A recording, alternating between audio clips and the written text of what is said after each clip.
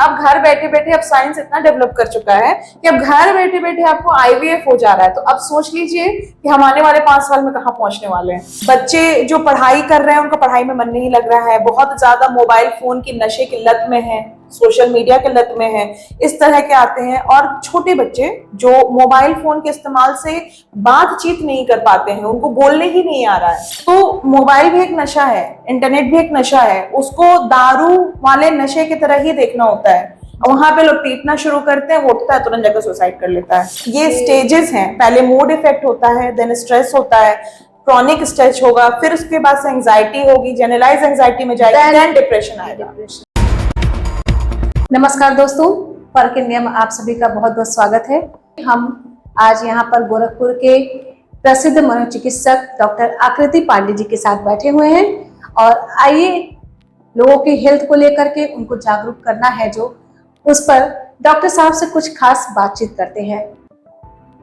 नमस्कार, मैं हूँ आकृति पांडे, मैं हूँ कंसल्टेंट साइकोलॉजिस्ट और मेरी क्लिनिक है Srijan mental wellness and rehabilitation centre, जो कि राप्ती नगर फेज 4 में है। और हम लोग यहाँ बेसिकली काउंसलिंग एडल्ट्स, बच्चों का और ऑटिज्म के बारे में हम लोग ट्रीटमेंट करते हैं, हम लोग कंप्लीट थेरेपीज देते हैं। और मैं एक स्टूडेंट काउंसलर भी हूँ Madan Mohan Malviya engineering college university के अंदर। डॉक्टर साहब, आपका हमारे चैनल पे बहुत बहुत स्वागत है। Thank you. और सबसे पहले, जैसा कि डॉक्टर साहब आप जानते हैं, आज विश्व स्वास्थ्य दिवस है। जी। तो इस बार की जो स्वास्थ्य दिवस के जो थीम रखी गई है, सबसे पहले उसकी बात कर लें कि इस बार की थीम क्या है और उसका उद्देश्य क्या है। जी, आज इस बार जो स्वास्थ्य दिवस की जो थीम है उसमें साइंस का बहुत बड़ा कोलैबोरेशन माना गया है कि साइंस के साथ हम चलेंगे। क्यों साइंस का रोल बहुत ज्यादा स्वास्थ्य के मामले में क्यों बताया गया है? क्योंकि हर दिन नई नई चीजें आ रही, नई नई टेक्नोलॉजी आ रही है, बहुत सारे इंजीनियरिंग के प्रोडक्ट्स भी हमारे स्वास्थ्य के और वेलबींग की तरफ इस्तेमाल किए जा रहे हैं। तो अब सिर्फ स्वास्थ्य हमारा सिर्फ मेडिकल साइंस में ही नहीं रह गया है, उसको अदर एस्पेक्ट और अदर साइंसेस के साथ भी मिला के एक ब्रॉडर एस्पेक्ट में हमें बेटर स्वास्थ्य संबंधी सुविधाओं और उनके जांच के लिए बहुत अच्छा कदम उठाया जा रहा है, जो कि इस बार का थीम है और उसके ऊपर हम लोग आज चर्चा कर रहे हैं। ओके, बिल्कुल, बहुत सही बात कहा आपने।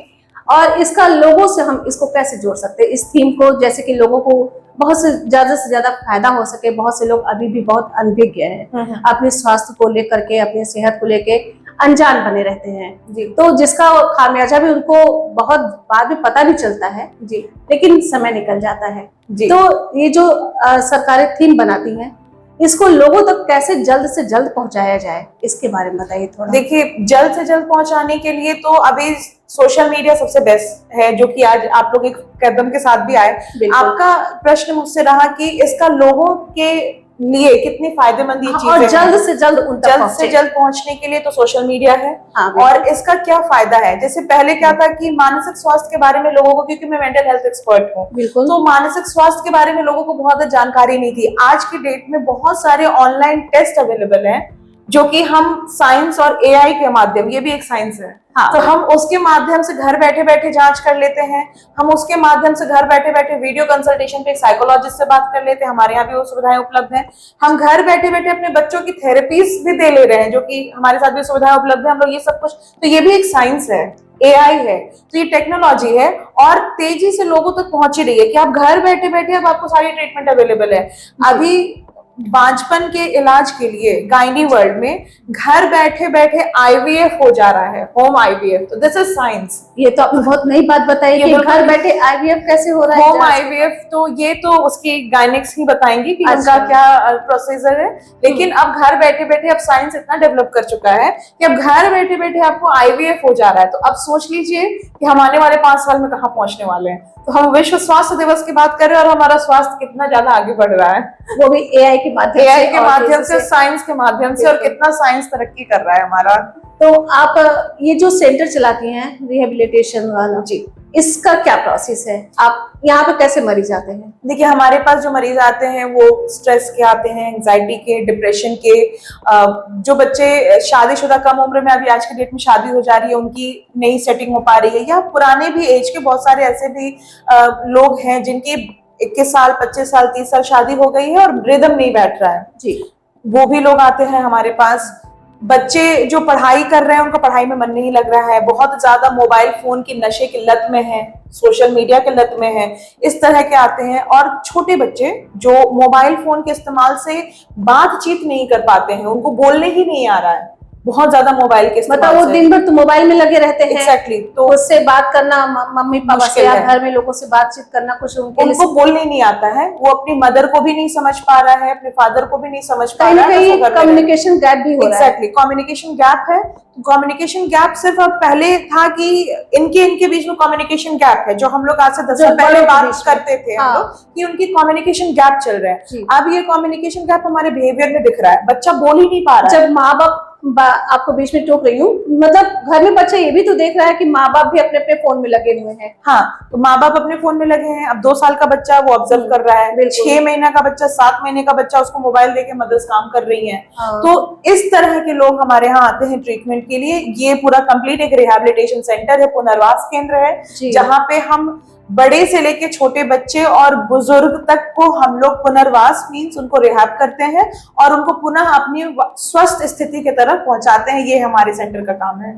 तो आप उनको कैसे ट्रीटमेंट देती हैं? यहाँ पे आप एडमिट करती हैं 2 महीने 4 महीने के लिए, या डेली आते हैं, डेली रूटीन में आकर के अपना इलाज करवाते हैं? नहीं, अभी हमारे पास एडमिशन की सुविधा नहीं है और मुझे लगता है कि गोरखपुर के अंदर अभी इस तरह का कोई भी काम नहीं कर रहा है कि जो भर्ती करके काम करे। तो जैसे ये थेरेपीज होती है, डेली थेरेपीज होती है, हम उनको थेरेपीज देते हैं। और ये टॉक थेरेपी होती है, मैनुअल थेरेपी होती है, मशीन थेरेपी होती है, सारी चीज हम, इसका एक निर्धारित समय होता है और हम ये थेरेपीज दे करके पेशेंट को उनके घर भेज देते हैं। फिलहाल मेरा सेटअप अभी इसी तरीके से काम कर रहा है। तो क्या मतलब कि आपको सबसे ज्यादा क्रिटिकल क्या लगता है, बच्चों के साथ सेटअप करना या बुजुर्गों के साथ? सबसे ज्यादा युवा के साथ। युवा के साथ बच्चे अगर हम उनको रिहैबिलिटेट कर रहे हैं तो एक समय के बाद उनकी आदतें बदल जाती हैं। अच्छा। बुजुर्ग क्योंकि समझदार हैं तो उनको कुछ बोला जाए तो थोड़ा सा, क्योंकि उम्र के हिसाब से जिद्दीपन, तो वो हमारे लिए भी एक्सेप्टेबल है। हाँ। लेकिन जो युवा है वो सबसे क्रिटिकल है आज के डेट में। उसको समझना मुश्किल, समझाना मुश्किल, उनको कोई बात ही बताना मुश्किल है। अड़े रहते हैं, अड़े भी रहते हैं और बात समझते अपने आगे किसी की सुनते नहीं है, किसी की नहीं सुनते, काउंसलर की भी नहीं सुनते और किसी की नहीं सुनते हैं। तो सबसे critical group, age group is युवा। तो आप कैसे समझाते होंगे उनको? मुश्किल लगता है उनका कॉन्फिडेंस जीतना, क्योंकि हम जो अब जनरेशन है, पहले जनरेशनल गैप की बातें करते थे, अब हम जेन जी, अब जेन अल्फा आ गया, अब तो 2025 से जेन बीटा पैदा हो रहा है। तो वो बच्चे तो अभी 2 ही साल 1.5 साल के हैं, तो उनका तो ठीक है। लेकिन जो ये जेन अल्फा है, जेन जी है, इनकी भाषाएं बदल चुकी हैं, इनका बात का तरीका बदल चुका है, इनकी चीजों की सोच कितनी बदली है, सोच बदल चुकी है। और ये जो है ना, ये जो हमारा पर्सपेक्टिव था जीने का, हमें जिस तरह से हमारी परवरिश की गई, अब ये वो जनरेशन बदल चुकी है। तो इसलिए थोड़ा इनको समझना और समझाना मुश्किल है। और अगर समझ जाते हैं तो बहुत अच्छा करते हैं, लेकिन कुछ ऐसे होते हैं जो नहीं समझते हुए भी नहीं मानते, वो नहीं एक्सेप्ट ही नहीं करते, वो एक्सेप्ट नहीं कर पाते। दूसरी चीज इसमें सबसे बड़ा जो चैलेंजिंग रोल होता है वो पेरेंट्स का भी होता है। पेरेंट्स के लिए कैसे? इतनी पैम्परिंग कर देंगे बच्चे की। अब जैसे हम लोग भी बच्चे थे, हमारे भी पेरेंट्स ने हमें प्यार किया है, लेकिन प्यार के साथ साथ हमारे, मतलब हमारे लिए क्या अच्छा है, जहाँ स्ट्रिक्ट होना है वहाँ स्ट्रिक्ट भी होता है। तो वो एक बैलेंस था, प्यार और डिसिप्लिन में एक बैलेंस था। अभी वो बैलेंस खत्म हो गया है समवेयर, ठीक है। तो जब वो बैलेंस खत्म हो जाता है तो जाहिर सी बात है कि बच्चा आपसे ही डिफरेंस में है। अब उसको कोई भी ये बात अगर समझा रहा है तो वो लेक्चर है, वो क्यों समझेगा, क्योंकि उसको बचपन से सही गलत में फर्क पता ही नहीं है, उसको डिसिप्लिन में और उसको प्यार में डिफरेंस ही नहीं पता है। अब आपने उसको पूरा भर के प्यार दिया है और अब वो बड़ा हो गया 17-18 साल में, आप उसको डिसिप्लिन सिखाने जा रहे हो ऑल ऑफ द वन, तो वो नहीं समझेगा। कैसे समझेगा? वो नहीं समझेगा, वो रिदम ही नहीं बैठा पाता। फिर आप कहते हैं मेरा बच्चा मेरी बात नहीं सुनता है, तो सुनाना तो आपको 3 साल की उम्र से था ना। हाँ, बैलेंस तो आपको वहां से देना था, बचपन से डाली है, और आप 13-14 साल ऑलरेडी लेट हैं। फिर आप कैसे एक्सपेक्ट कर सकते हैं बच्चे से कि वो डिसिप्लिन में अब रहेगा? तो डॉक्टर साहब एक ये बताइए, जैसे कि आप मनोचिकित्सक हैं जी, तो आपके पास इतने ज्यादा केसेस आते होंगे, टेंशन वाले, डिप्रेशन वाले जी। तो आजकल जो बच्चे हमारे ख्याल से जो टीनेजर्स होते हैं वो बहुत ज्यादा सुसाइड कर रहे हैं। कभी एग्जाम में फेल हो जा रहे हैं तो सुसाइड कर ले रहे हैं, या कभी कोई पबजी गेम वगैरह है, इस तरह के गेम है, और उसको उसके चलते सुसाइड कर ले रहे हैं। तो क्या इतना ज्यादा टेक्नोलॉजी का प्रभाव पड़ता है बच्चों के दिमाग पर? जी बिल्कुल पड़ता है। जैसा मैंने अभी पहले ही बताया कि पैम्परिंग का बहुत बड़ा इफेक्ट पड़ रहा है। तो अभी क्या है ना कि बच्चों के अंदर उनको पता है कि छोटी सी भी चीज होगी तो पेरेंट्स मुझे बहुत ज्यादा प्यार कर देंगे, ठीक है। इन्हें छोटी छोटी चीज पर डिप्रेशन होता है, छोटी छोटी चीज पे इनका मूड चेंज होता है, ठीक है, इनके मूड प्रभाव होते हैं। उसके बाद क्या होता है कि मम्मी लोगों के अंदर भी रहता है बच्चा मेरा पढ़ रहा है वहां मत जाओ, जी वो पढ़ाई कर रहा है वहां मत जाओ, कोई जाओ मत, कोई बोलो मत। दूसरी चीज, हमारा जो एक कल्चर बन गया, पहले हम लोग एक जॉइंट फैमिली और जॉइंट सोसाइटी के अंदर रहते थे, अब वो आइसोलेशन आ गया, फैमिली के अंदर भी सोसाइटी के अंदर भी। तो हमारे घर कोई आने वाला ही नहीं है, कोई अंकल आंटी आएंगे ही नहीं। अच्छा, बच्चा भी तो खुद को कमरे में बंद कर लेता है, तो वो लंबे कर रहा है, उसी पॉइंट पे अब वो खेलते खेलते पता चला वो पबजी खेल रहा है जी। अब जब वो ज्यादा देर तक खेल रहा है, 12-13 घंटा खेल रहा है, जाहिर सी बात है एक माँ है तो वो दरवाजा बजाएगी, भाई क्या कर रहे हो तुम। 10 दिन देखेगी, 5 दिन देखेगी, उसका सब चिल्लाना शुरू करेगी, जो कि उनको शुरुआत में चिल्लाना चाहिए था। वो अब चिल्लाना, जब बच्चा पूरी तरीके से नशे में लिप्त हो चुका है। जब आप पहले क्या था कि लोग दारू पी के आते थे तो उससे लोग दूरी बनाते थे, अब लोगों को लग रहा है मोबाइल ही तो यूज कर रहा है तो उसको जाके टोकते हैं, ठीक। तो मोबाइल भी एक नशा है, इंटरनेट भी एक नशा है, उसको दारू वाले नशे की तरह ही देखना होता है। वहां पे लोग पीटना शुरू करते हैं, वो उठता है तुरंत जाकर सुसाइड कर लेता है, क्योंकि अब उसको तो लगा कि भाई अब तो हमारा मेरे लिए प्यार बचा नहीं है और कुछ है ही नहीं, और वो ऑलरेडी पूरी तरीके से डिप्रेशन, क्योंकि सोसाइटी से कट चुका है ना, वो किसी इंसान के संपर्क में है, वो एक वर्चुअल वर्ल्ड में है। और वो क्या खेल रहा है वहां पे, मार मार मार मार मार, दिमाग पे तो इम्पल्स चढ़ा हुआ है जी।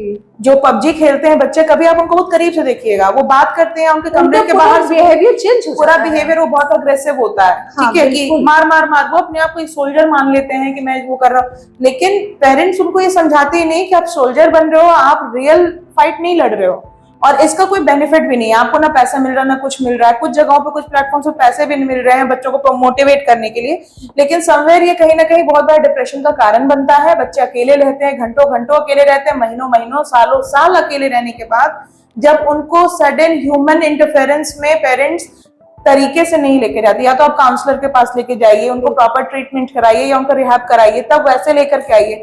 आपने प्रॉपर किया नहीं और आप सडन आकर के सोच रहे हैं कि उसको रिकवर कर देंगे, तो वो नहीं होगा, उसी सिचुएशन में सुसाइड होगा। तो डॉक्टर साहब, जैसे अभी आपने बताया बच्चों के बारे में, अब बात आती है युवाओं के बारे में। तो युवा क्यों इतने डिप्रेशन में जा रहे हैं? कभी जॉब को लेकर के, कभी अपने घर परिवार में कोई क्लेश हो जा रहा है, कलह हो जा रहा है। कम एज के युवा जो है, मतलब कि समझ लीजिए कि आप 19-20 साल के, 25 साल के युवा, आए दिन सुनने में आता है, खबरों में आता है कि वो सुसाइड कर रहे हैं। इसका क्या कारण है? जबकि उनको इतना टेंशन तो होना नहीं चाहिए। पढ़ाई किया उन्होंने, पढ़ाई के बाद वो अपने फील्ड में गए, लेकिन आजकल देख रहे हैं हर जगह तनाव और अवसाद में घिरे हुए हैं युवा भी। देखिए मैम, इसका जो है ना 2-3 चरण में इस बात को हम समझ सकते हैं। बिल्कुल बताइए। देखिए, इसका सबसे पहले तो कारण क्या होता है कि बच्चे का जो फैमिली बैकग्राउंड होता है, बच्चा जिस बैकग्राउंड से पढ़ करके निकला रहता है, जैसे आपने कलेश का नाम ही ले लिया जी, कलेश अचानक से नहीं हुआ होगा, वो कई समय से चला आया होगा, बच्चे ने वो फैमिली में देख देख के ही बड़ा हुआ। दूसरी चीज क्या होती है कि पेरेंट्स की ओवर एक्सपेक्टेशन होती है, ठीक है। तो पेरेंट्स की, फलाने के बच्चे ने इंजीनियरिंग किया, उसका कैंपस हो गया, तुम्हारा क्यों नहीं हुआ? फलाने के बच्चे ने ये वाला कर लिया, उसका जॉब हो गया, कंपैरिजन एक्सपेक्टेशन हाई है। अगर जॉब हो गया तो उसकी तो इतनी सैलरी, तुम्हारी क्यों इतनी है? This is the comparison, this is the expectation. एक ये तो ये आ गया है, कलेश शुरू से हुआ तो वो उसी माइंडसेट में है। दूसरा, एक्सपेक्टेशन बहुत ज्यादा हाई है। तीसरा क्या होता है कि बच्चे जो पढ़ाई में, तो जिनके साथ ये दोनों सिनेरियो नहीं है, वो भी ऐसा काम क्यों कर रहे हैं? पढ़ाई जब करना होता है तो अभी बहुत ज्यादा साइंस एंड टेक्नोलॉजी हाईफाई हो गई है, चैट जीपीटी पे पढ़ाई हो रही है। जब पढ़ाई करनी है तो ये पूरा शॉर्टकट निकालते हैं, ठीक है। चैट जीपीटी से पढ़ाई करेंगे, इनको नोट्स नहीं लिखना है, इनको कुछ भी नहीं करना है, इनको बुक्स नहीं पढ़नी है। तो जब आपने थरो स्टडी की ही नहीं है तो आपके अंदर, आपने मार्क्स ऑब्टेन किया, अपने स्किल्स डेवलप नहीं किए। आपको ना बोलने आ रहा है, ना आपको कोई चीज एक्सप्लेन करने आ रहा है, आपको डेप्थ नॉलेज नहीं है। जाहिर सी बात है, जब आप जा रहे हैं मार्केट में एग्जाम देने या इंटरव्यू देने, तो आपकी कॉम्पिटेंसी बिल्कुल लो है। पेरेंट्स को आप क्या जवाब देंगे कि मैंने तो कॉलेज में टाइम वेस्ट किया है जी, मैंने तो इंस्टाग्राम स्क्रॉल किया है। अब हर जगह पेरेंट्स तो देखने आता नहीं है, पेरेंट्स तो देखने आएंगे नहीं कि भाई उनको तो विश्वास में कि आप भेजना तो है ये घर से बाहर, आपको सोशल लर्निंग, आपको सोसाइटी में एडजस्ट होने के लिए पेरेंट्स की तो रोल है, उन्होंने आपको भेज दिया। आपने कितनी ईमानदारी दिखाई है अब वो तो आप बता नहीं सकते, तो आप उसको एक्सेप्ट भी नहीं कर रहे हैं, उसको आप बता भी नहीं पा रहे हैं कि भाई मैंने गलती की है। जी। आपने क्या काम किया भाई, आप हम तो कायर हैं, हम सुसाइड करेंगे। जी, आपने तो ये बता आपके दिया, पास ये हिम्मत भी नहीं हो पाती कि आप अपने पेरेंट्स होता है कि हमसे टाइम वेस्ट हो गया है। अगर शायद आप ये बात बोले कि मुझसे गलती हो गई है, तो शायद वही आपके पेरेंट्स जो आज आपके साथ एक बार डांटेंगे ही, अगले दिन से वो जरूर आपके लिए कोई ऐसा बेटर अपॉर्चुनिटी लेके आएंगे कि आपका लाइफ बेटर हो। आपके वो पेरेंट्स है, दुश्मन नहीं है। बिल्कुल। आपको पैदा किया, आपके लिए इतना कुछ उन्होंने इन्वेस्टमेंट किया, थोड़ा कुछ और करके अगर आपकी लाइफ बेटर हो जाएगी तो वो जरूर करेंगे, और उनसे बेटर कोई हो ही नहीं सकता है। लेकिन एक चीज जो हावी हो जाती है दिमाग पर, डिप्रेशन, उसमें इंसान किसी के बारे में कुछ नहीं सोच पाता, चाहे वो पेरेंट्स हो, चाहे वो अपने आसपास के माहौल के लोग हो, दोस्त हो, जी, वो कुछ सोच नहीं पाता है, क्योंकि वो बोला ही नहीं ना। मैंने बोला ना कि एक्सेप्टेंस ही नहीं है। अब एक्सेप्टेंस तो हम बोले कैसे? अब आप अकेला अब बोल नहीं रहे हैं, जब आप सच छुपाना है तो आप नजर छुपा रहे हैं, फिर आप लोगों से छुप रहे हैं, आप अपने से छुप रहे हैं। छुपते छुपते आपने नेगेटिविटी को हावी कर लिया है। कायर नहीं होता है जो इंसान सुसाइड करता है, ठीक है, वो बहुत स्ट्रांग होता है, लेकिन वो नेगेटिवली स्ट्रांग होता है, वो पॉजिटिवली स्ट्रांग हो ही नहीं सकता। अगर वो पॉजिटिवली स्ट्रांग होता तो जाकर के कहता मम्मी मुझसे गलती हो गई है, एक्सेप्ट कर तुम लेता, थप्पड़ मार दो मुझे, बट मुझे कोई रास्ता दिखा दो। जी। उसने तो वो नहीं किया, उसने क्या कि भाई अब तुम बोलेंगे तुम तो और मार खाएंगे, अच्छा, समाज में क्या मुंह दिखाएंगे, सुसाइड कर लो। एक इंसान किस लेवल तक सोचता है कि वो डिप्रेशन में जाता है? देखिए मैम, इसके कई स्टेप्स होते हैं। सबसे पहले सपोज दैट कि मैं ही एक स्ट्रेसर हूँ और आप ऑफिस में आई, ठीक, तो मैंने आपको बोला आज आप फिर आ गई, आज आपने यही पहन लिया है, आज आप यही करके आ गई हैं। एक दो दिन तो आप मुझे अवॉइड करेंगे, बिल्कुल, ठीक है, कि अरे यार इनका तो यही काम है। पहले तो आपको अजीब लगेगा, यार ऐसे कैसे मुझसे बोल दी। कुछ दिन के बाद धीरे धीरे आपको स्ट्रेस होने लगेगा, आपका मूड करे यार मैं रोज में यार खराब लगती हूँ, मैं आपको देखकर इरिटेट होने लगूंगी। फिर धीरे धीरे आप इरिटेट होने, पहले तो आप इरिटेट होंगे, फिर उसके बाद से आप उसको एक्सेप्ट कर लेंगी कि क्या सच में मैं बुरी दिख रही हूँ कि वो मुझे रोज टोकती है। फिर स्ट्रेस होता है, स्ट्रेस धीरे धीरे एंजाइटी जाता है, फिर एक समय के बाद वो मेरी बातें आपके दिमाग में इतनी हावी हो जाएंगी कि आप डिप्रेशन में चली जाएंगे कि वाकई आई डोंट लुक गुड, मैं बुरी दिख रही हूँ, तभी तो उसने बोला। आप उसको एक्सेप्ट कर लोगे। It takes a lot of time, उसका एक टाइम जाता है, स्टेज जाता है, बहुत जल्दी नहीं होता कभी भी, तो वो शुरुआती स्टेज ही होता है। अब आप इसी चीज से सोच लीजिए कि आप वेलकमिंग ना लगे, कहीं आप जा रहे हैं, रोज दिन आप बहुत खुशी से जा रहे हैं काम करने, और बिल्कुल खुश रहे, और आपको सडन कर रहे हैं आप यही पहन के चले जाए, ये आपने क्या पहना है जी, तो कैसा लगेगा? रोज दिन होने लगे तो ये स्टेज है, ये स्टेजेस हैं। पहले मूड इफेक्ट होता है, देन स्ट्रेस होता है, क्रॉनिक स्ट्रेस होगा, फिर उसके बाद से एंजाइटी होगी, जनरलाइज एंजाइटी में जाएगी, देन डिप्रेशन आएगा। डिप्रेशन, ये तो बहुत खतरनाक लेवल है। Exactly. एक इंसान, तो वो सोचिए कि वो इंसान डिप्रेशन में आने तक कितनी मानसिक पीड़ाओं से गुजरते हुए वहां पहुंचता है, कितना कुछ झेलता है। हाँ, कितना कुछ। और वो सबसे बड़ी बात ये है कि वो कुछ कह नहीं पाता है, और एक समय के बाद हर इंसान के पास अपनी कोपिंग स्ट्रैटेजी होती है, वो एक समय के बाद वो उससे कोपिंग स्ट्रैटेजी भूल जाता है कि उसको खुद से कैसे रिकवर होना है। हर इंसान के पास अपनी जैसे इम्यूनिटी होती है कि हम सर्दी जुकाम से या बदलते मौसम से खुद लड़ लेते हैं पहले, फिर हम ज्यादा होता है तो हम दवा खाते हैं। उसी तरीके से हमारा मेंटल हेल्थ होता है, तो हम अपनी कोपिंग स्ट्रेटजी, अरे छोड़ो ना यार, इग्नोर करो, उनको क्या फर्क पड़ रहा है, आपने बोला ना मैं इरिटेट हो गया, जब देखो तो ऐसे ही बोलती रहती है। एक समय के बाद इरिटेशन खत्म हो जाएगी, क्योंकि हम अपनी कोपिंग स्ट्रैटेजी वहीं पे खत्म हो रही है। आप मुझे इग्नोर नहीं कर पा रही है मेरे कमेंट्स को, बिल्कुल, तो वो कोपिंग स्ट्रैटेजी आपकी खत्म हो गई, आपकी इम्यूनिटी खत्म हो रही है। धीरे धीरे मैं आपको एंटीबॉडीज भी आपके डिस्टर्ब कर रही हूँ, फिर आपको दवा लेने जाना है। डॉक्टर साहब, एक ये मतलब कि जैसे कि पूरी दुनिया में तो जो स्ट्रेस फैला हुआ है ही है, कहीं युद्ध का भी, उसके लिए बहुत से कारण है, और भारत में देखा जा रहा है कि ये डिप्रेशन, ये तनाव भारत में बहुत ज्यादा तेजी से फैल रहा है, और इस तनाव की वजह से हजारों बीमारियां पैदा हो रही हैं। तो अपने देश के परिप्रेक्ष्य में आप क्या कहना चाहेंगे कि कैसे इसमें सुधार किया जाए? एक डॉक्टर के नाते आप क्या राय देना चाहेंगे? देखिए, एक मानसिक स्वास्थ्य के नजरिए से अगर मैं स्वास्थ्य चिकित्सक के नजरिए से देखती हूँ, तो देखिए देश हमारा पूरी तरीके से विकासशील है, हमारी सरकारें भी बहुत विकासशील हैं। अभी क्या हुआ, जो सबसे बड़ा जो मेंटल हेल्थ जो हमारा डिफेक्ट हो रहा है, सदियों से परंपरा थी सरकारी नौकरी की। नहीं, अब आंकड़ा बहुत तेजी से बढ़ रहा है। देखिए आंकड़ा क्यों बढ़ रहा है, सदियों से परंपरा थी सरकारी नौकरी की। हाँ, ये तो तैयारी होती थी, हम जाते थे सरकारी नौकरी करते थे, उसके बाद हमें पेंशन मिलता था, हम रिलैक्स करते थे, आराम से रिलैक्स। अभी सरकारी जब हमें विदेशी सब डेवलपमेंट जब दे रही है तो थोड़ा वो कल्चर भी फॉलो कर रही है, तो स्टार्टअप्स पे जा रही है, तो सरकार की नीति तो बहुत साफ है, उनका इंटेंशन तो बहुत साफ है, लेकिन जो हमारी विकृति है कि हमें सरकारी नौकरी है कि मतलब हम सरकारी हम सिक्योरिटी की तरफ ज्यादा फोकस करते हैं। हम ये सोच ही नहीं रहे हैं कि सरकारी नौकरी में हमें स्लो ग्रोथ मिल रहा है, स्टार्टअप्स में हमें ज्यादा ग्रोथ मिल रहा है, हम उसकी तरफ ध्यान ही नहीं जा रहे। हमें लग रहा है कि हमें तो पेंशन भी मिलना चाहिए, हम तो उधर फोकस ही नहीं कर रहे हैं, सारी सुविधाएं भी और हमें अब तो लग रहा है कि ओ बाप रे, अब तो मेरी नौकरी नहीं हो तो हम तो बेरोजगार हो गए।